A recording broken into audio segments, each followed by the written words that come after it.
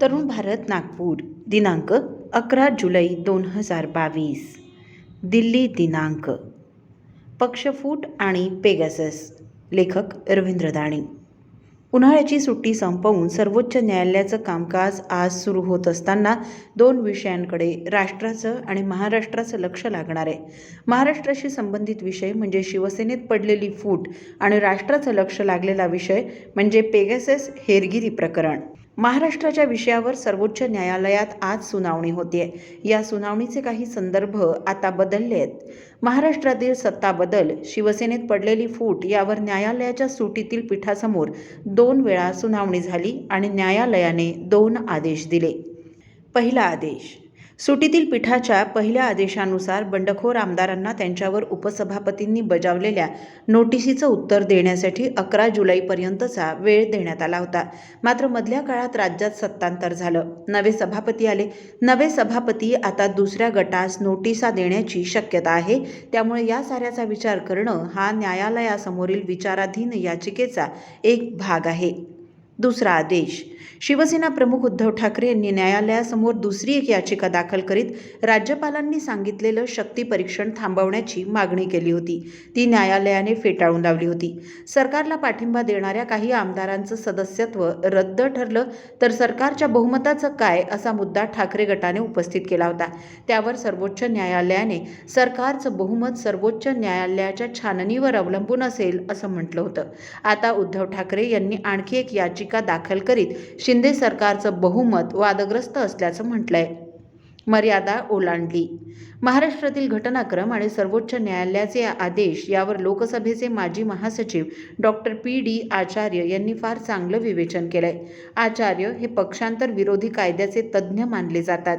आचार्य यांच्या मते सरकारचं बहुमत हे विधानसभेतच ठरलं पाहिजे आणि त्याबाबत सभापतींचा आदेश अंतिम असला पाहिजे. सर्वोच्च न्यायालयाचा हा आदेश सभापतींच्या आणि सभागृहाच्या अधिकारांचं उल्लंघन करणारा आहे. सर्वोच्च न्यायालयाने याबाबत आपल्या मर्यादांचं उल्लंघन केलंय असंही त्यांनी म्हटलंय. पक्षांतर विरोधी कायदा. राजीव गांधी सरकारने 1985 मध्ये पक्षांतर विरोधी कायदा पारित केला. त्यात 1/3 निर्वाचित सदस्यांना दुसऱ्या पक्षात विलीन होण्यास वैध ठरविण्यात आलं होतं. मात्र हा कायदा परिणामकारक नाही. याने चिल्लर पक्षांतर थांबलं आणि ठोक पक्षांतर सुरू झालं. हे लक्षात आल्यामुळे वाजपेयी सरकारने वर्ष 2003 मध्ये घटनेत 91वी दुरुस्ती करून या कायद्यात काही बदल केले. यात 1/3 संख्या 2/3 करण्यात आली आणि एक महत्त्वाचा बदल करण्यात आला.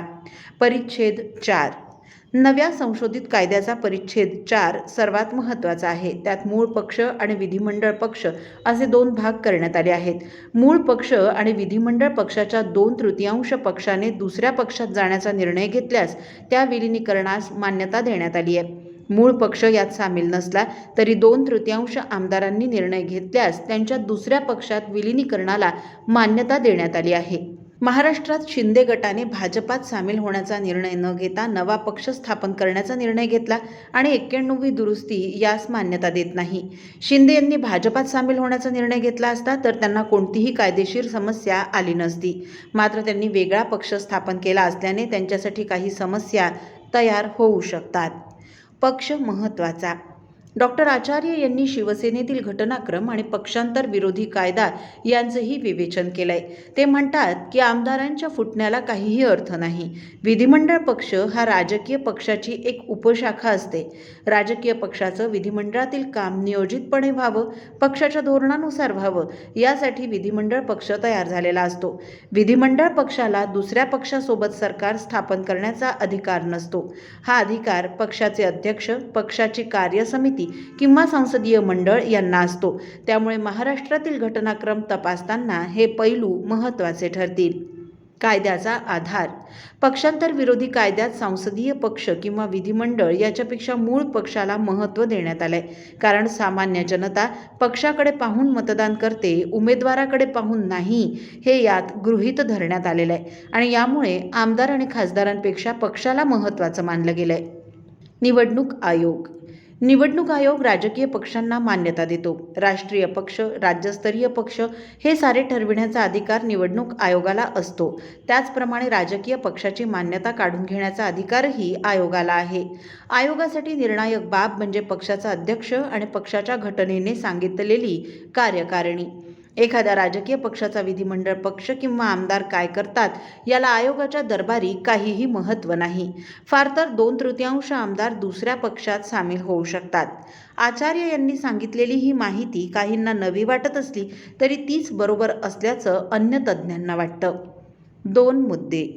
महाराष्ट्रातील घटनाक्रमात 2 मुद्दे समोर आले आहेत. एक म्हणजे बंडखोर आमदारांचं सदस्यत्व आणि दुसरा मुद्दा आहे ठाकरे गट आणि शिंदे गट यांच्यापैकी अधिकृत शिवसेना कोणती हा आहे.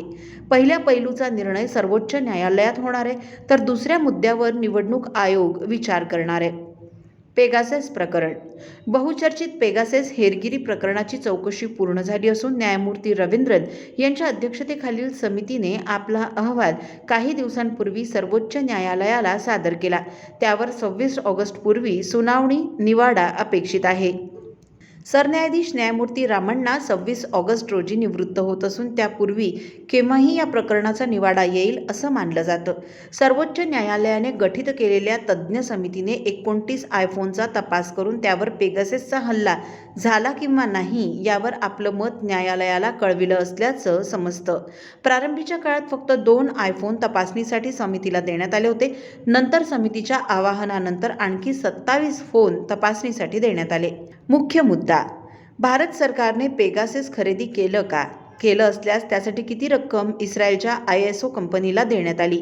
संरक्षण मंत्रालयाने पेगासेस खरेदी केल्याचा इन्कार केलाय. मग भारताने पेगासेस खरेदी केलं असल्यास ती रक्कम कोणत्या मंत्रालयातून देण्यात आली या बाबीवरही समितीच्या अहवालात प्रकाश टाकण्यात येईल असा अंदाज वर्तवला जातोय. मात्र या प्रकरणातील मुख्य मुद्दा वेगळाच आहे. पेगासेसचा वापर फक्त गुन्हेगार, दहशतवादी यांच्या संदर्भात करण्यात आला असा निष्कर्ष समितीने काढल्यास विरोधी पक्षांच्या आरोपातील हवाच निघून जाईल. पण पेगासेसचा वापर राजकीय कारणांसाठी झाला असं समितीने सांगितल्यास त्यातून काही नवे प्रश्न उपस्थित होतील असं मानलं जातं. या नव्या प्रश्नांसह नव्या याचिका न्यायालयात दाखल होतील. दिल्ली दिनांक. या सदरातील रवींद्र दाणी यांचा हा लेख आपण तरुणभारत.net या संकेतस्थळावरही ऐकू शकता. असे अभ्यासपूर्ण आणि संवेदनशील विचारांचे लेख ऐका फक्त डिजिटल तरुण भारत सोबत. त्यासाठी आमच्या YouTube चॅनलला लगेच सबस्क्राईब करा, लाईक आणि शेअरही नक्की करा. धन्यवाद.